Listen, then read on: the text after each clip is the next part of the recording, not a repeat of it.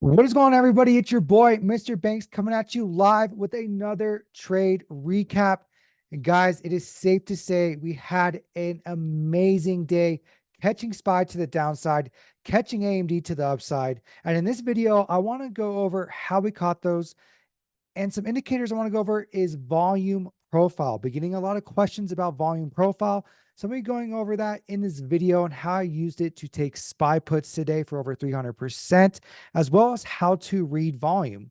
I know volume is one of those things that gets asked a lot, but nobody can quite explain it in simple terms so that you can understand it. And that's what I want to do here today. So go ahead and hit that like and subscribe button, and don't miss any of this educational content I put out on a daily basis to make you a profitable trader. Now, as you guys know, we'll be going over live trades taken today. Let me go ahead and share my screen with you guys. I mean, AMD 500% swing, SPY 300% puts. And then we took AMD trade today, day trade for 170%, IWM. Shout out to the team. Absolutely killing it. Wish you guys were in here with us. From small accounts to big accounts, the team is on another level. But you guys came here for the trade recap. So let's go ahead and get into that and why we took this SPY trade today. So looking at SPY, I know we went up, we went to the upside at open, but what were we doing taking puts, right? What was the reason for the put trade? I know it caught a lot of people offsides today. So let me get into that.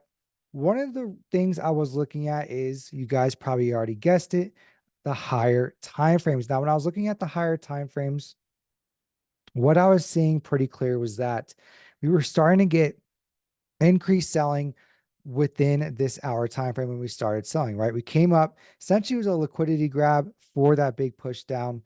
What was I seeing here? Well, when we started selling, I could see that with the volume that the bears or sellers were starting to get aggressive.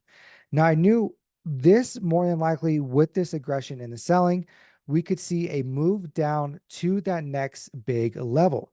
Because what do stocks do, right? What do stocks do over and over and over again, right? They break out and retest, breakout, retest, breakout, retest. So we could see that this 485 was a very, very clear breakout level. And once we came back down, we're just coming back down to retest that. Now, what happens tomorrow, the rest of the week, we'll find out. But as far as today, targeting 485 once we started selling, especially with this aggression. So we're looking at volume. I'll get to volume profile in a second, but we're looking at just straight volume. What we want to see is, increase in the direction that the move is happening, right? It's showing you that it is actually being backed by, we're heading up, it's being backed either by buyers, or we're selling, it's being backed by sellers. Now we could see here today that this move up was not being backed by buyers. In fact, we had major decrease in volume as we were heading higher. So this is telling me that this move to the upside was not being backed, has a decrease in volume.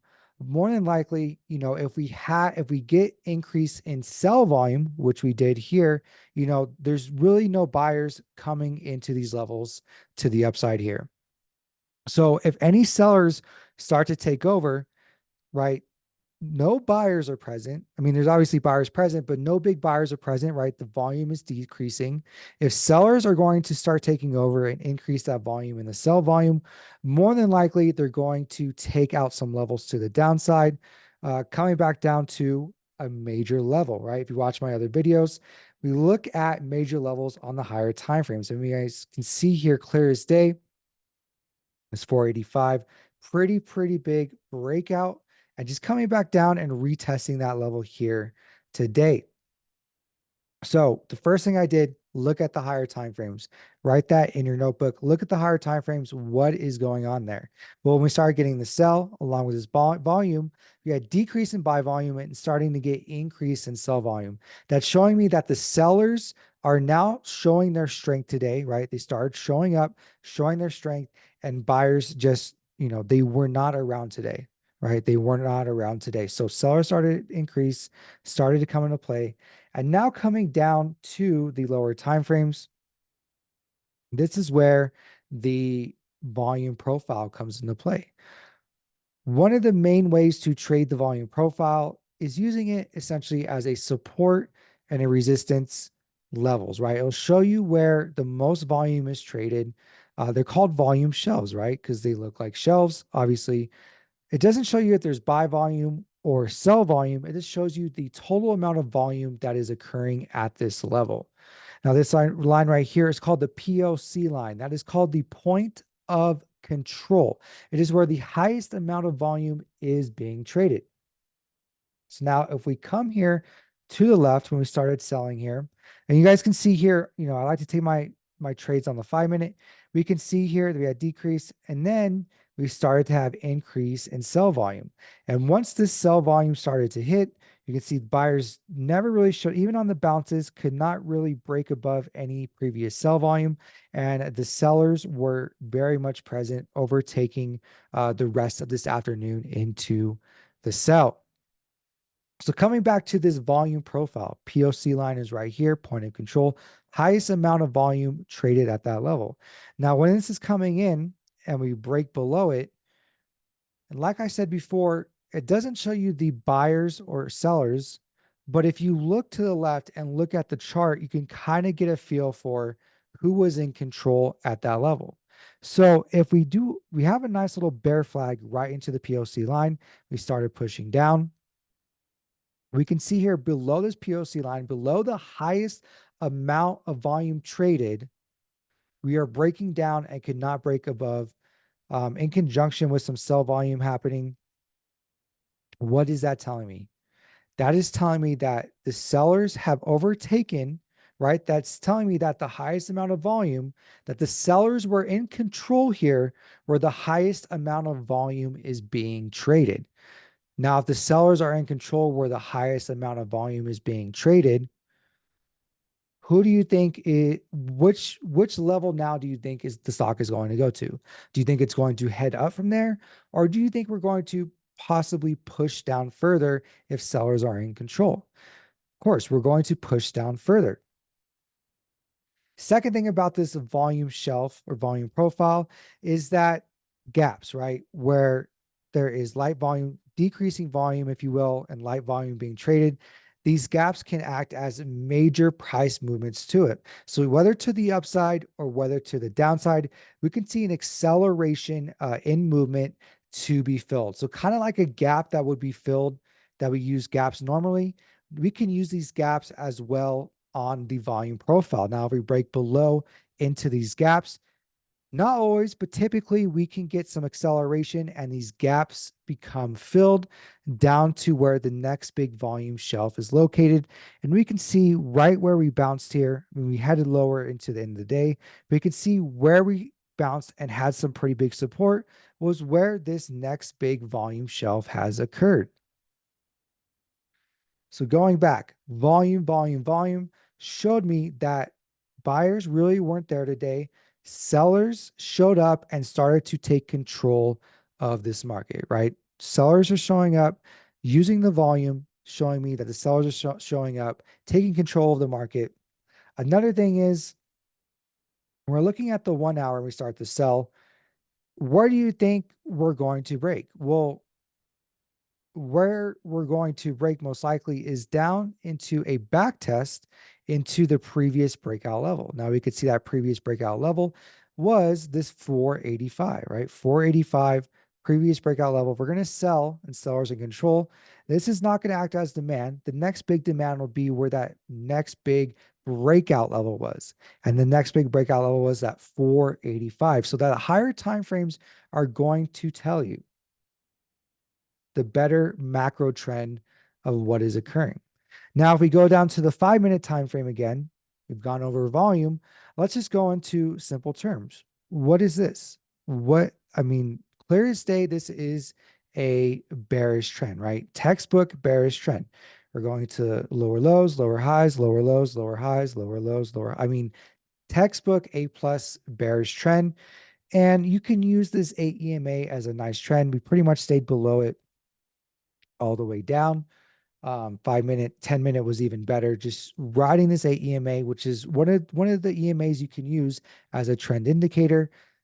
We never broke really above it. We stayed below it. and we just rode this trend down. And again, this was a textbook A plus bearish trend. Trend is your friend, right? Trend is your friend. Lower lows, lower highs. And if we go back down to the 5 minute, we can see bear flag, bear flag. Came back up. It's kind of bear flag here, but essentially we kept going into bear flags, riding this trend, lower lows, lower highs, all the way down. Every time we came back up, we came into supply, sold off. Came back up, came into some supply, right? You can see right here, the supply sold off. So I'll highlight this for you. We can see it, right? Supply right here, came back up into supply again, came back up into supply again, right? So textbook setup of supply and demand mixed with volume, mixed with patterns, mixed with the A plus bearish trend. I mean, all of these confluence put together was showing that bears were there, sellers were there. We were going to keep heading down.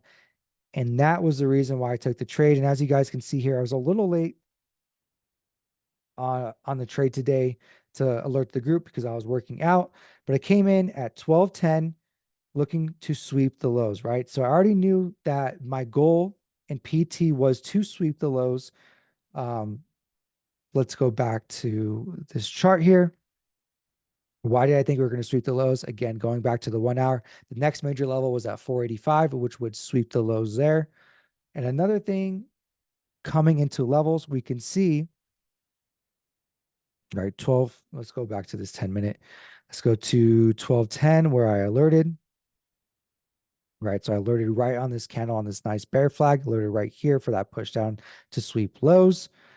What was I seeing here? Again, 1 hour showing me that the next major level is at 485.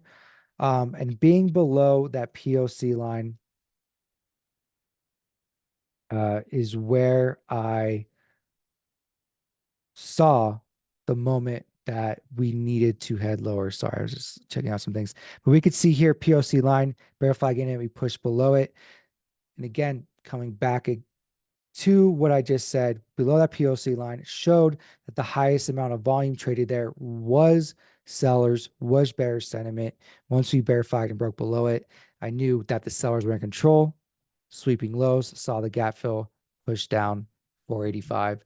And that is how I did it today. If you have any questions, guys, drop them in the comments. Hope you guys learned a lot. Went over volume today, volume profile, how to use higher time frames, understanding a trend, and understanding, who is controlling the market. Are the buyers controlling the market, or are the sellers controlling the market? And this is clear as day, showed you that the sellers were in control. Nice big bearish trend all the way down into that big level that you found on the higher time frame, using volume, using the POC line, using the EMA as a trend. Hope you guys enjoyed this. Please like and share. Again, my name is Mr. Banks. Thank you guys for coming out. Can't wait for you guys to have a killer week. Can't wait to see all the wins coming from you. I'll see you in the Wolves Discord. Let's get rich in 2024. Love you guys. See you later.